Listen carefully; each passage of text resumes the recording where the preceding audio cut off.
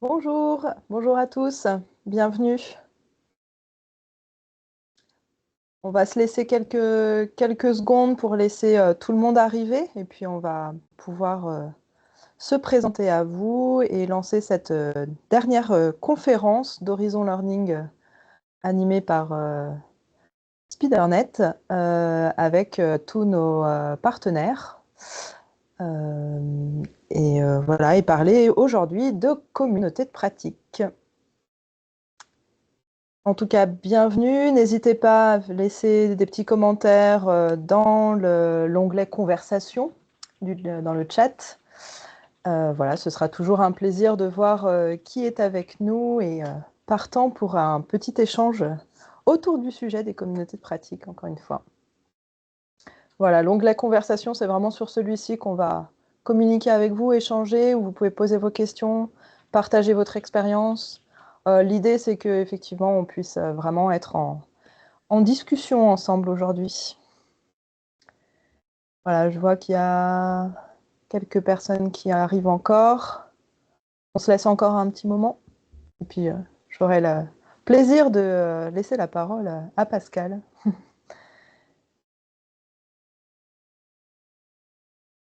Ok. Bon, si ça vous va, on va attaquer. Alors, bon, encore une fois, bonjour, bienvenue à tous. Bonjour Pascal aussi, et Bonjour merci. Florence, bonjour à toutes et à tous. Très content d'être invité au travers justement de ces conférences. Et cette heure est à nous, donc profitons-en. Exactement. Et du coup, Pascal, je t'invite, si ça te va, à te présenter dans un premier temps. Oui, merci Florence. Donc Pascal Perrin, moi je travaille à Orange au sein d'une école qui s'appelle l'École des métiers techniques. Je salue d'ailleurs mon directeur Ahmed Kabesh et sur lequel je travaille dans une cellule d'innovation et de professionnalisation. Et du coup, je suis responsable innovation et professionnalisation au sein de justement de cette cellule. Je salue également un manager, Samy, voilà, qui nous entend peut-être. Super. Eh bien, merci. Alors, effectivement, aujourd'hui, comme on se disait, on va parler de communauté de pratique, de voir comment on rassemble des formateurs et pour voilà, de l'échange de bonnes pratiques, etc., autour de leur métier. Pascal, du coup, pourquoi aujourd'hui tu viens nous en parler? Qu'est-ce qui t'a fait t'intéresser justement à ce principe de communauté de pratique? Finalement, quel a été l'élément déclencheur qui t'a dit oui, il faut qu'on aille vers ça? Ils sont multiples. Premièrement, nous, on est une école centrale. L'école des métiers techniques a pour mission de former aussi bien les ingénieurs d'Orange sur notre domaine, qui est l'intervention par exemple, pour illustrer les propos, en tout cas dans le domaine technique, ainsi que les techniciens. Et à ce titre-là, puisque nous sommes une école centrale, on a besoin d'avoir des relais sur le terrain, sur lequel on appelle ça l'EEMT étendu, qui nous permet justement de travailler avec des collaborateurs qui sont en deçà de nos structures de l'école centrale, mais dont nous avons besoin, parce qu'ils sont également formateurs occasionnels, par exemple. Deuxième action qui d'ailleurs n'a pas été que pour nous, mais je pense pour beaucoup de monde, c'est la Covid. C'est-à-dire que la Covid a vraiment perturbé, il a fallu qu'on puisse créer une continuité. Donc ça a changé l'organisation. Autrefois, on était davantage sur des organisations dites géographiques. Et du coup, lorsque cette Covid nous a ramenés dans nos cuisines pour travailler, hein, tout le Mm. monde n'était plus dans les mêmes bâtiments, tout le monde n'était plus réparti dans les mêmes métiers. Bref, c'était extrêmement compliqué. Donc, on a eu besoin de rassembler et de rassembler à distance. Et pour optimiser, on a commencé en termes de bonnes pratiques, à aller chercher les uns et les autres qui se trouvaient dans nos environnements. On a commencé ensuite à structurer, à organiser, à créer différents temps justement de communautés de pratiques qui sont une façon de piloter et une façon justement de mobiliser les personnes qui travaillent avec nous sur ces sujets-là. Donc, ce qui nous a vraiment fait intéresser justement au travers de cette communauté de bonnes pratiques, c'est l'opportunité. Et c'était effectivement un point déclencheur qui fut le Covid. Nous avions déjà expérimenté bon nombre de communautés au préalable, hein, plus des communautés, je dirais, qui avaient un attrait sur des métiers et des domaines de formateurs. Voilà, donc on avait déjà un petit peu cette pratique et nous l'avons amplifiée. Ok. Parce que là, du coup, quand tu dis amplifié, oui, je crois qu'on parle d'à peu près 300 formateurs, si je me trompe pas, c'est bien ça? Oui, on a plus de formateurs que cela, mais sur la partie makers, puisque c'est ça qui nous intéresse. Les makers, c'est les gens qui vont mettre le digital au cœur des dispositifs de formation, soit en termes de techniques d'animation, soit en termes de développement, soit en termes de benchmark. À partir de là, nous sommes sur entre 350 à 400. Ok. Et du coup, alors, donc vous avez mis en place cette communauté de pratique post-Covid. Aujourd'hui, qu'est-ce qui te fait dire que cette communauté de pratique est utile, pardon? Qu'est-ce qu'elle apporte selon toi? Alors, elle est utile puisque elle traite de la question de nos outillages digitaux, donc en termes de techniques d'animation et de conception. Nos collègues qui sont dans ces communautés sont des formateurs. Alors, nous avons deux catégories de formateurs, des formateurs dits occasionnels et des formateurs, je dirais, permanents. Et à partir de là, nous les alimentons sur les bonnes pratiques. Nous les écoutons et nous communiquons très régulièrement avec eux. La communauté des makers, c'est une communauté qui se fait de point de vue synchrone. Donc, on réunit tel comme aujourd'hui, par exemple, sur des lives de façon synchrone, mais également, et ça commence à prendre de plus en plus le pas, avec des communautés asynchrones. Et on mesure l'utilité de par le questionnement, de par la nécessité d'avoir des réponses de notre part, qui peuvent être des choses très simples, hein, comme j'ai besoin de licence, par exemple, ou tout simplement, j'ai un nouveau projet, comment dois-je m'organiser, qui peut m'aider au travers de la communauté. Donc c'est vraiment une communauté de pratique et de soutien. Et sans mettre plus de KPI que cela, on s'aperçoit que ça nous aide et que ça les aide grandement d'avoir des éléments de réponse au quotidien. Ok. Et par rapport à ça aussi, il me semble que enfin, quand on en avait un petit peu discuté, il y avait une logique effectivement de partage de bonnes pratiques, mais aussi tout simplement d'avoir un même état d'esprit, une même vision de la formation, peut-être même aussi du partage de vocabulaire. Comment ça s'est construit au fil du temps et voilà, comment tu fais vivre ça? Alors, qu'est-ce que la communauté de pratique apporte selon nous, hein, c'est un peu la Mm. question. Nous, comme on est sur un outil d'animation à distance et qui reste souple avec du synchrone, hein, et que c'est très régulier, on est à peu près tous les mois de façon synchrone et asynchrone. Et on a des grands rendez-vous où on réunit quasiment tout le monde entre 2 à 4 fois par année, hein, ça dépend justement des besoins. Et ensuite, on refait de la synchrone autour de sites de façon traditionnelle de partage. Donc, ça nous permet, nous, de créer des continuités tout au long de l'année. Ça nous permet d'avoir un vocabulaire commun, tu l'évoquais, hein, Florence. Ça, c'est extrêmement important parce que pour pouvoir parler ensemble, il faut bâtir une culture, un vocabulaire commun. Donc, c'est vraiment le but du jeu. Voilà, pour bien nommer les choses, autant utiliser les bons mots. Donc, poser le vocabulaire a beaucoup de sens. Et ça permet aussi de nourrir quelque chose qui est fondamental pour nous à Orange, en particulier dans nos univers, c'est l'innovation. Et l'innovation, c'est pas parce qu'on veut l'innovation qu'on peut l'avoir. Donc le fait justement de nourrir leur innovation ou l'innovation au sens large, c'est quelque part le droit à l'utiliser. Donc le fait justement qu'on pose ce vocabulaire permet également ensuite de poser le droit à utiliser nos innovations. Donc c'est de l'innovation vraiment très ouverte, ça peut être de l'innovation très frugale également. Donc pour nous, c'est une façon justement que de donner cette action auprès de nos collègues qui nous suivent dans les communautés. Finalement, c'est un petit peu laisser de la liberté en local et permettre à tout un chacun de s'approprier les outils d'Orange et sa manière de concevoir la formation à Orange, si je comprends bien. Ah, tout à fait. Donc nous, on donne en fait des axes, on donne justement des orientations.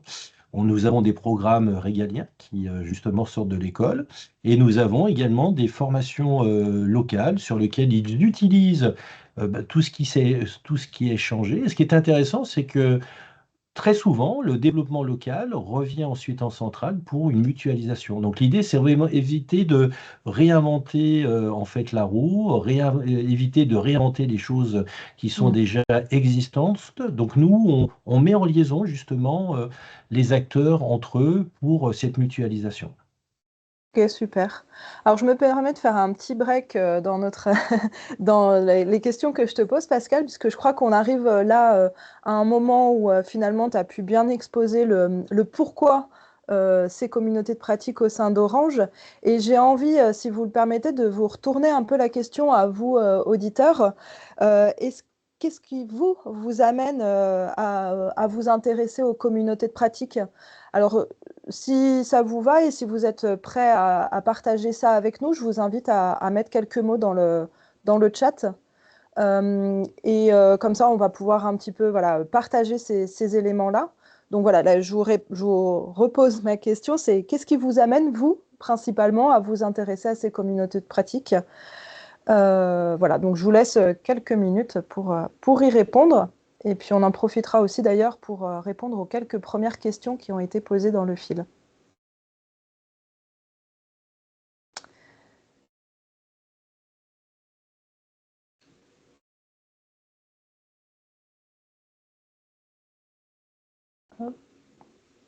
Je vois qu'il y a quelques personnes qui sont en train d'écrire.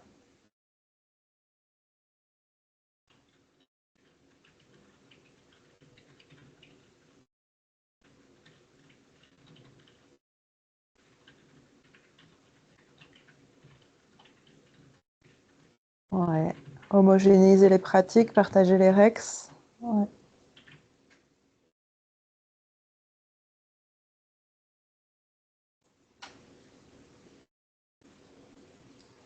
Donner des bonnes pratiques d'animation à distance aussi, effectivement.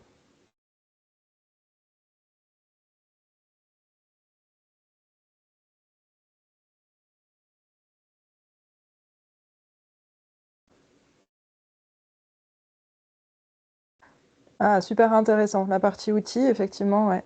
Donc, l'utilisation pour faire bon usage en fait des licences qui sont achetées. Ça, c'est un vrai sujet. Un vrai sujet, oui. Je peux prendre un peu la parole là-dessus, hein. Je crois que T'en prie, c'est Pascal. c'est Martinet qui nous pose la question. Alors, effectivement, ça dépend le type d'outillage. Il y a des outils qui peuvent être achetés, bien évidemment, l'école centrale. Donc, pour nous, c'est plutôt des grosses plateformes sur lesquelles, bah, du coup, on gère l'urbanisme en centrale. Donc, on s'occupe de tout, de bout en bout. C'est vraiment des plateformes que l'on porte, hein, que justement, on veut diffuser très, très largement. Après, il y a des initiatives locales sur lesquelles des licences peuvent être achetées. Et nous, on ne les achète que si on les a qualifiées à tout niveau, que ce soit aussi bien RGPD, cybersécurité, etc.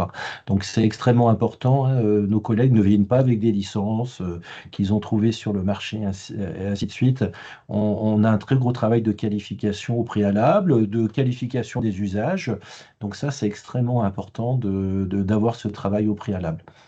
Ensuite, j'avais une deuxième question que j'ai cru voir, mais qui est en fait illustrée par ce qui se passe en ce moment. La communauté de pratique, c'est surtout avoir le retour tel que bah, vous le faites actuellement, avec l'ensemble des questions et de réponses, de créer de la connectivité, des connexions et justement partager. C'est ça vraiment le mot d'ordre sur le sujet.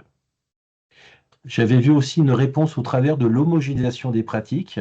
C'est ce qu'on s'aperçoit, c'est-à-dire que il faut flécher les bonnes pratiques. Et flécher les bonnes pratiques peuvent porter pardon, le verbe d'homogénéiser. Voilà. Et le fait de bien flécher en amont, de donner du sens sur pour quelles raisons justement on propose ces animations et le partage, l'homogénéisation des pratiques est extrêmement importante.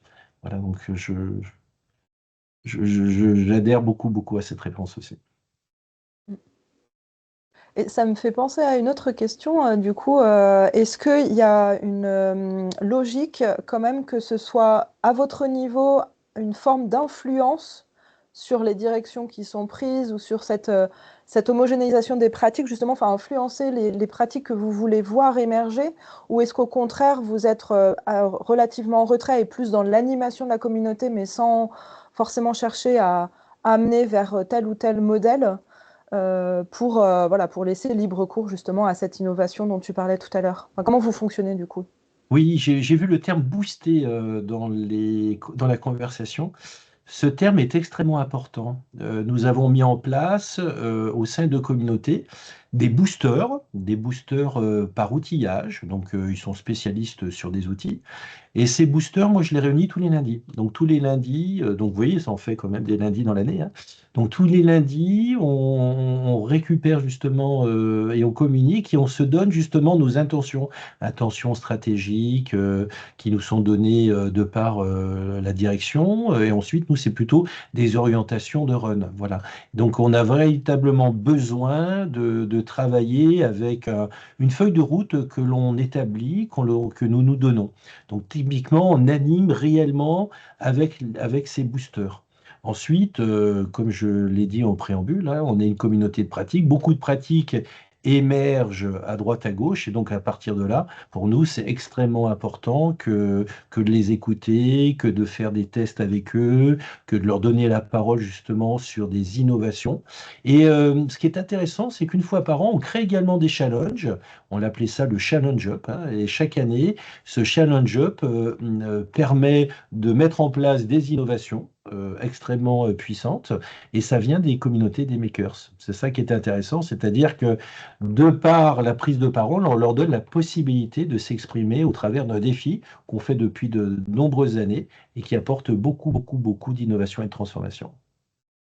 Ok. Et du coup, si je me trompe pas, dans cette communauté de boosters, il y en a qui ont spécifiquement un intérêt pour les outils immersifs.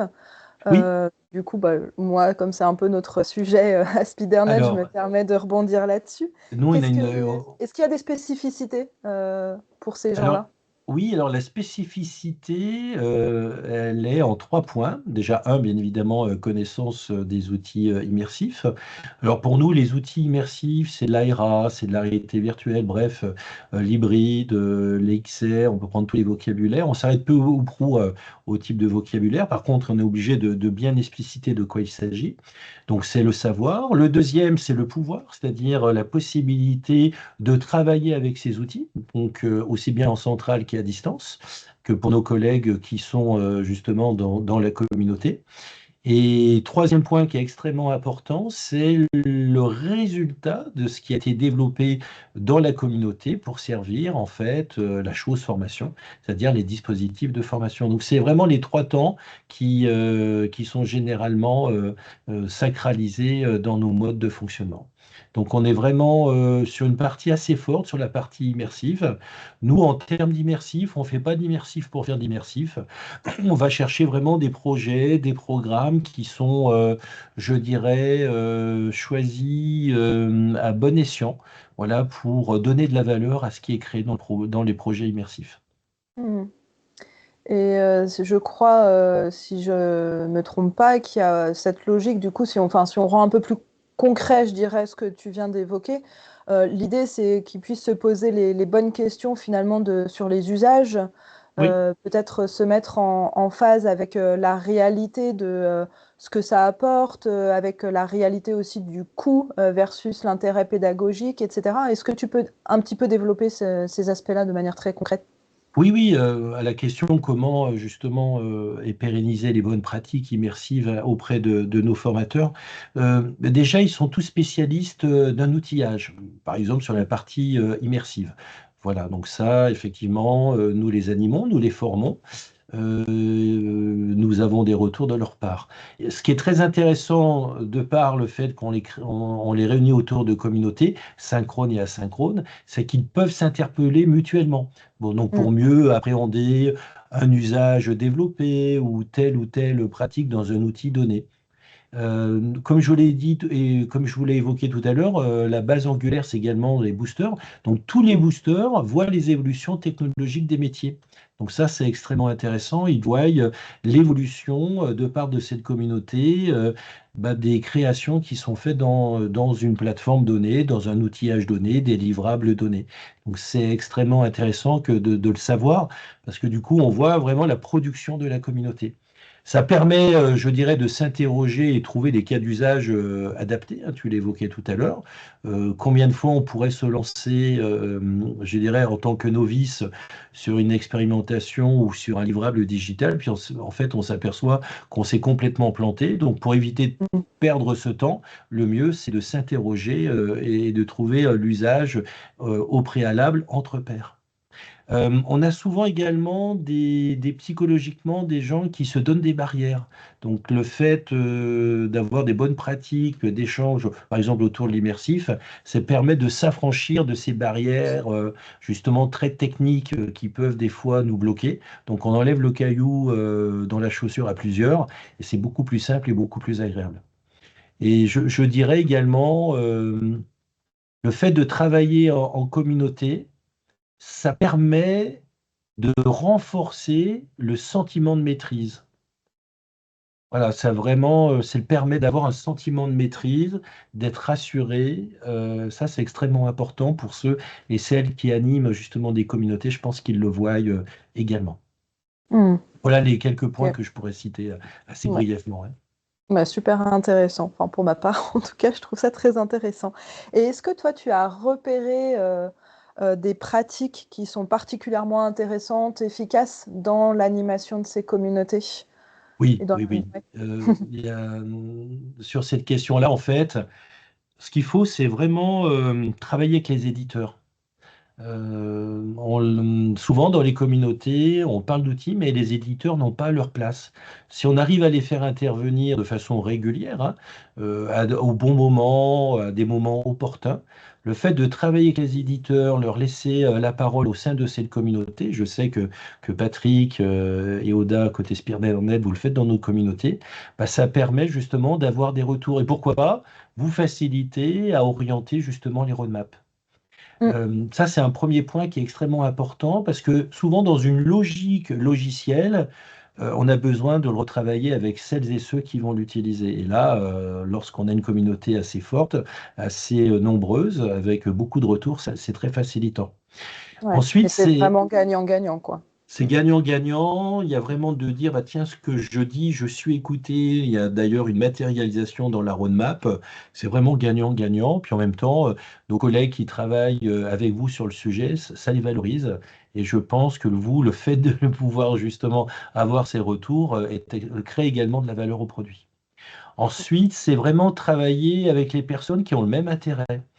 C'est-à-dire bien définir la communauté. Nous, la communauté, il a fallu qu'on se penche au préalable à qui on l'adresse, quel est le public cible. Bah, le public cible, ce sont des formateurs, qu'ils soient occasionnels, qu'ils soient permanents, qu'ils soient intéressés autour de la chose digitale, parce qu'on est véritablement désormais sur ces segments, comme beaucoup de monde, mais on ne s'interdit pas également à faire des choses non digitales. Donc on a vraiment besoin de travailler justement sur les intérêts. Et surtout à travailler sur la base du volontariat. Ne pas forcer la main, ça sert à rien. Donc, dans tous les cas, ne jamais forcer la main à nos collègues qui prennent leur temps à venir nous écouter, à participer. Donc, il faut vraiment que ça soit basé sur le volontariat.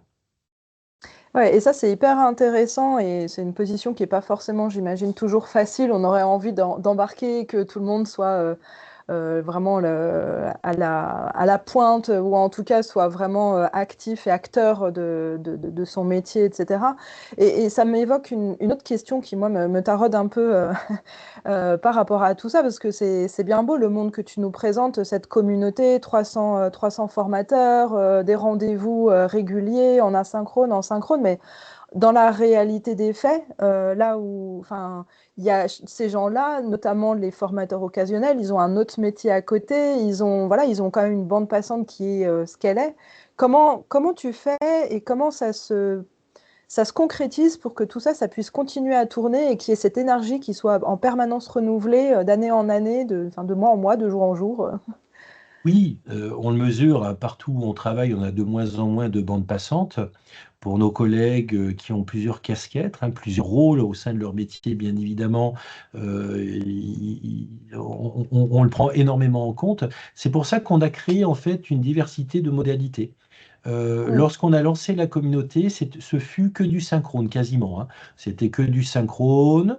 On a véritablement vérifié au préalable que nos animations tombaient au bon moment, pas dans les journées où ils sont, par exemple, dans leur réunion d'équipe. On a vérifié que ça ne gênait pas dans leur quotidien. Donc on sait qu'il y a des jours où il ne faut pas venir proposer des dispositifs. Il a fallu qu'on regarde également côté école centrale que lorsqu'on proposait nos animations synchrones, qu'elles ne perturbaient pas pour nos boosters parce qu'ils animaient ou travaillaient par ailleurs. Donc il lui fallut déjà définir ce calendrier pour la partie synchrone. Une fois qu'on a, pendant un an ou deux, je crois, oui, pendant 2 ans et demi même, on a fait énormément de synchrone.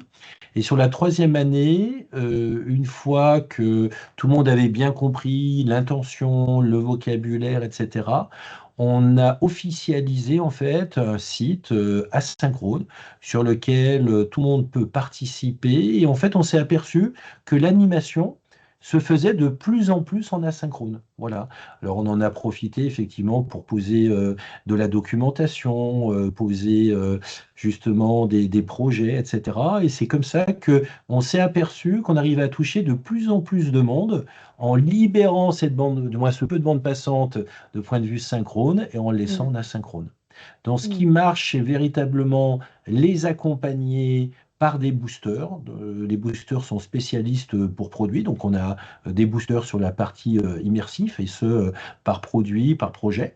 C'est eux qui sont leaders dans la partie asynchrone. Donc, on a tout simplement organisé des canaux, hein, si on veut parler sous forme Teams, hein, des canaux justement spécialisés pour pouvoir accompagner. Et c'est ce qui fait que du coup, on a des communications asynchrones et des projets qui se réalisent ainsi. Et surtout, ça c'est extrêmement important, comme on est dans une période où les bandes passantes se réduisent, il faut que les outils s'adaptent d'entrée de jeu à leurs besoins. On avait il n'y a encore pas si longtemps le temps de réajuster. Là, on l'a beaucoup moins. Donc, il nous faut vraiment des outils qui s'adaptent à leurs besoins pour avoir un travail opérationnel au quotidien. Voilà, c'est vraiment les trois éléments que je voulais communiquer sur ce sujet-là. Ok, super intéressant. Et là, du coup, tu évoquais qu'effectivement, il y a eu d'abord du synchrone, puis l'asynchrone. Est-ce que tu penses que si vous aviez lancé le synchrone et l'asynchrone au démarrage, ça aurait pris de la même manière? Ou est-ce que tu penses que c'était vraiment essentiel de déjà créer cette communauté avec ces temps de face-face, même si c'est en distanciel, et ces temps vraiment synchrones avant de basculer sur l'asynchrone et que du coup, ils s'en emparent naturellement parce qu'il y a déjà une dynamique installée? Florent, c'est vrai, c'est une très très bonne question. De là où je vous parle, comme diraient les sociologues, nous on parle, je dirais, de petits bougers. On croit beaucoup aux petits pas. Le fait de faire des petits pas, c'est on avance. Donc du coup, premier pas, l'intention de créer une communauté, communication. Mm. Mm. Deuxième pas, bah, écoutez, avec quoi vous travaillez actuellement? Bah, nous, on travaille en synchrone. Bah, commençons en synchrone. C'eût été l'inverse dans d'autres organisations en asynchrone, je pense qu'on serait perdu, on serait passé en asynchrone. Par contre, on se serait perdu de faire les deux en même temps. Mm. L'énergie concentrée sur une animation, qu'elle soit synchrone ou asynchrone, prend beaucoup de temps et peut vider les batteries. Donc, à partir de là, pour bien se recharger, hein, on mobilise sur une voie donnée. Donc, nous, on est parti sur du synchrone, c'était notre culture. On travaillait déjà beaucoup depuis de nombreuses années avec des classes virtuelles qui se sont amplifiées. Maintenant, on parle d'animation, je dirais, sur des canaux Teams, hein. Donc, on voit bien on a passé le Rubicon sur ces questions-là. Et Mm. l'asynchrone arrive vraiment dans un deuxième temps. Voilà. Donc, pour répondre à ta question, je pense qu'on ne serait pas parti d'entrée de jeu sur les deux canaux parce que animer une communauté asynchrone, c'est avoir du monde sur le sujet. C'est de répondre par une promesse que ce sont des experts qui répondent, etc., Ouais. etc. Chose qu'on n'avait pas au départ. Donc il lui Mm. fallut bâtir tout cela. Mm. Et justement, ça m'évoque une autre question parce que qui dit communauté de pratique dit des animateurs, des gens qui organisent justement ces temps synchrones, et puis qui peut-être aussi sur la synchrone d'avoir un petit peu un modérateur, etc. Comment vous vous organisez? Qui fait ça et comment vous organisez? Alors, sur les temps synchrones, on prépare effectivement nos animations. On ne fait pas d'animation non préparée. Donc on anime justement au préalable des préparations, essentiellement avec les boosters. Et également des makers qui sont plus côté terrain et qui nous remontent justement leurs besoins et leur envie justement de participer dans les synchrones. On annonce le programme au préalable et se connectent justement les makers. Donc ça, sur la partie synchrone. Sur la partie asynchrone, comme je le disais au préalable, les boosters sont spécialistes justement d'une solution. Mm. Voilà, la canalisation est faite par spécialisation. Par exemple, pour SpeederNet, nous avons un canal dédié à l'exercice et animé par nos boosters sur le sujet. Donc c'est relativement simple, facile à comprendre, et du coup on s'aperçoit que ça marche très bien. Ok. Et du coup, je me permets de rebondir et ça rejoint une question qui a été posée. Tout ce travail, enfin, du coup, ça permet potentiellement l'émergence de bonnes pratiques, l'émergence de projets innovants. Alors, tu as parlé des Challenge Up, mais est-ce qu'il y a des moyens très concrets que vous avez mis en place de reconnaître le travail de vos auteurs, enfin, de vos formateurs occasionnels? Oui, oui, nous les valorisons de façon régulière en les mettant à l'honneur. C'est extrêmement important. On a des campagnes de remerciements également que nous faisons chaque année. Voilà, et que nous faisons de façon chaque année pour informer également leur manager, pour remercier également leur manager. Donc on a une vraie politique justement de remerciement au travers de toutes ces actions et on les remercie une fois de plus. Ok. Et ça prend quelle forme concrètement, Ce sont des mails qui sont des envoyés, mails, voilà, d'accord. et sur lesquels, bah, souvent, ces mails, on a des retours. Moi, je sais que sur les mails qui sont envoyés chez des formateurs occasionnels, des makers qui m'écrivent personnellement et nous remercient de les avoir remerciés. C'est qu'elle le dire, donc on est Ouais, c'est remercié à chouette, deux ça. sens. Ça fait une belle dynamique d'ensemble, effectivement. Tout à fait. Ok. Je ne sais pas s'il y a d'autres commentaires. Alors, je crois qu'il y a une petite question qu'on a laissé passer au tout début. On va peut-être, c'est l'occasion de faire un petit point. C'était Michel qui demandait si on avait si tu avais des Oui. formateurs indépendants en micro-entreprise Non, non, dans non. la Nous communauté. avons dans notre communauté, alors c'est vrai qu'au sein d'Orange, on a la richesse que les matrices, je dirais, métiers, aient des formateurs occasionnels. Ça permet en fait, un, de créer de l'émulation, deux, de transmettre les savoirs. Donc c'est vraiment en interne.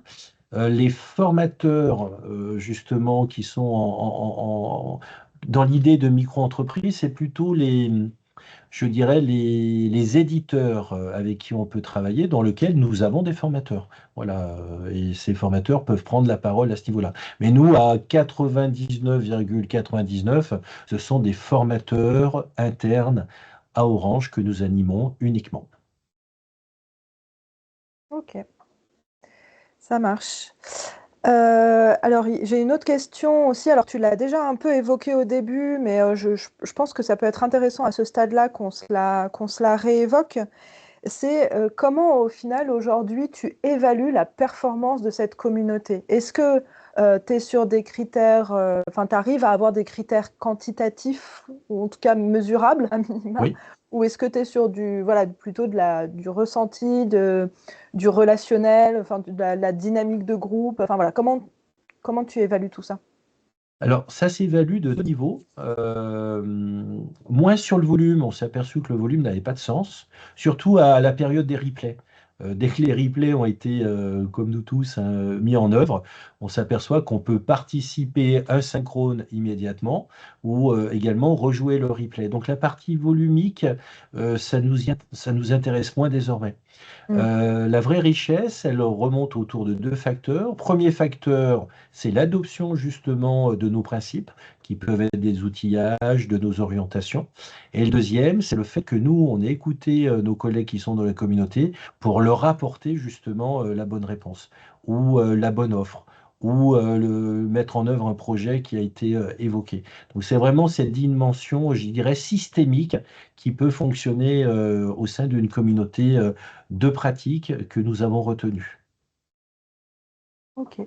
Alors, je vois que c'est un sujet qui pose pas mal de questions Oui. sur le chat, donc je relaye aussi. Est-ce que du coup, les formateurs sont objectivés et comment tu reconnais justement enfin, voilà, reconnaissent leur travail dans les objectifs individuels qui leur sont fixés?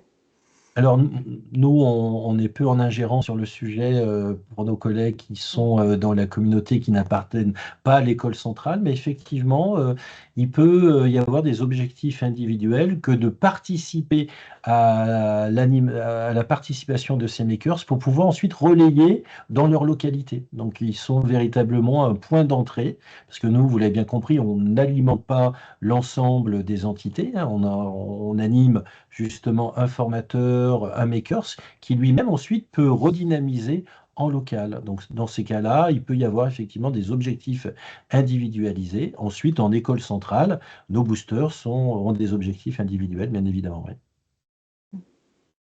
Ok. Et du coup, question qui se rejoint, mais peut-être que ça va te susciter des compléments de ta part, je te laisse libre. Oui. Mais est-ce que du coup, comment est mesurée la performance des formateurs, et notamment sur le ratio entre temps de développement et qualité des livrables fournis? Oui, alors là, on pourrait y passer des heures. J'aurais tendance à dire de façon extrêmement simple. Nous, ce qu'on veut, c'est que nos formateurs soient très curieux. Et derrière la curiosité, on sait que bah, l'engagement se crée et ensuite bah, que la performance est au rendez-vous. Alors après, on a des indicateurs effectivement qui sont assez spécialisés, que je ne vais pas rentrer en détail ici, mais il faut bien penser sur ces trois temps, hein, la curiosité, l'engagement et la performance attendue. Ok, super. Bah écoute, pour ma part, moi, il me reste une dernière question, un peu mon ultime question pour toi et qui devrait intéresser, Ah, avec plaisir, ouais. qui devrait intéresser nos auditeurs. Euh, Si, pour ceux qui souhaiteraient se lancer justement et commencer à animer une communauté de pratique immersive, ou pas d'ailleurs, quelles seraient tes recommandations d'une part? Et puis, est-ce que toi, il y a des choses que tu as vécues et qu'il faut absolument pas reproduire, enfin en tout cas qui seraient à éviter selon ton expérience dans, voilà, dans cette dynamique de construction d'une communauté de pratique? Oui, ben moi je vais peut-être citer quelqu'un qui m'a fait grandir et que j'écoute, que je relis et que j'écoutais et que j'ai eu la chance de pouvoir apprendre de lui. Donc c'est le Boterf. Moi, j'aurais tendance à dire qu'il faut éviter de rester dans le vouloir sans savoir ni pouvoir. Ça c'est extrêmement important. C'est-à-dire si on se dit on veut, mais derrière on ne sait pas comment faire et on n'a pas le pouvoir de le faire, ça n'a pas de sens. Donc quelque part, si on n'a pas de mission, c'est-à-dire on n'est pas missionné pour, on n'a pas la bande passante, on se dit on n'accompagne pas, c'est pas nous qui le faisons. On ne jalonne pas justement les dispositifs d'animation, de Mm. préparation, de collecte, etc. On ne met pas à disposition également ce qui fait cher dans une communauté. C'est-à-dire que si on doit parler de communauté digitale, bah, il nous faut apporter de la licence, il nous faut apporter du temps, il nous faut apporter des projets, il nous faut apporter, je l'ai évoqué tout à l'heure, et c'est extrêmement important, de la connexion avec les éditeurs. Et si on ne rend pas visible toutes ces actions sur lesquelles on écrit énormément d'articles et on met à l'honneur justement tout ce qui est fait, où on présente dans les salons les réalisations, comme par exemple pour celles et ceux qui auraient écouté hier sur la partie des drones, eh bien dans la communauté des makers, on a mis en œuvre une visibilité dans le grand salon d'Orange, hein, Orange Open Tech, ben justement nos collègues qui étaient makers sur ces solutions-là. Donc si on ne veut pas faire tout ça, eh bien ça ne sert à rien justement de se dire on va animer. Par Mm. contre, les trois points que j'ai évoqués tout à l'heure, c'est-à-dire vouloir agir, y a-t-il des bénéfices à le faire, rendre possible dans notre écosystème? Si on voit que tout ça, c'est possible, bah, c'est très bien. Savoir agir, c'est-à-dire est-ce que quelque part, on est capable de documenter les sujets, d'avoir des vidéos sur les techniques d'animation. Alors j'ai cité personne, mais c'est extrêmement riche actuellement hein, sur le net, hein, avec beaucoup, beaucoup de documentation sur les différentes techniques pour animer des communautés, hein. Je vous invite à les regarder. Je vais citer personne, hein, pour n'oublier personne. Identifier les personnes volontaires en apportant, bah, justement les avantages à y participer, leurs bénéfices. Donc ça, c'est vraiment le savoir agir. Puis enfin, pouvoir agir. Ça, c'est extrêmement important dans notre triangle, hein. C'est pouvoir fédérer, pouvoir animer, pouvoir fédérer. Je le redis encore une fois, c'est extrêmement important. Donc avec des rendez-vous réguliers, de la communication régulière et surtout diversifier les modalités d'animation, animation synchrone et animation asynchrone. Donc, si on fait pas tout ça, bah, moi, je m'aperçois que ça marche pas. Je me rappelle au tout départ, on avait fait que du synchrone, mais comme je vous l'ai dit, on l'a vite abandonné pour aller sur de la synchrone. Donc, il faut créer ces multicanalités. Donc, pour nous, c'est trois actions: le vouloir agir, je l'ai évoqué; le savoir agir, je l'ai évoqué; et le pouvoir agir, je l'ai évoqué. Bah, les trois actions mises en œuvre permettent d'animer, de relier et ce qui est attendu, c'est-à-dire transformer.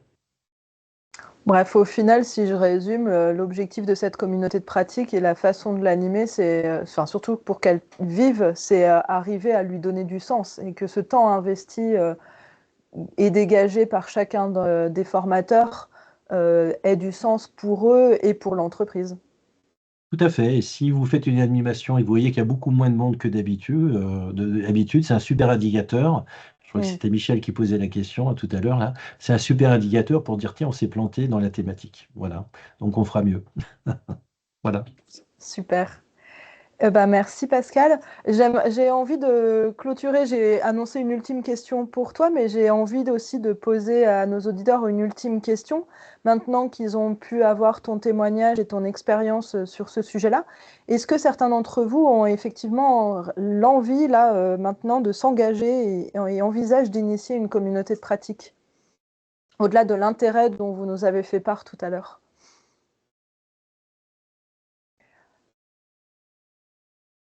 Il y a quelques réponses qui arrivent, chouette. En tout cas, je pense que là, vous avez quelques clés qui vous ont été données par Pascal, qui peuvent être reproductibles, voilà le mot que je cherchais, transférables. Donc, merci en tout cas, Pascal, pour tous ces partages et toute la richesse des informations que tu as pu nous transmettre. Alors, je vois que... Ah oui, tu parles aussi des badges numériques, c'est intéressant dans la notion de reconnaissance, oui. Mm. Oui, je vois la question là de M. Martinet. Ouais. La connaissance peut se faire de plus en plus, nous, avec des open badges. On s'aperçoit que c'est extrêmement. Ça fait une dizaine d'années entre nous que ça existe, hein. On les avait peu ou prou mobilisés. Là, ça revient bien sur le devant de la scène.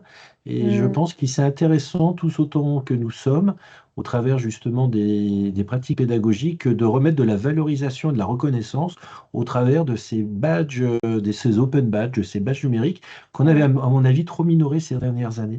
Voilà, donc ça peut être un très bon moyen, justement, que de les recevoir et de la satisfaction, justement, procurée pour celui qui le reçoit comme pour celui qui les offre. Super.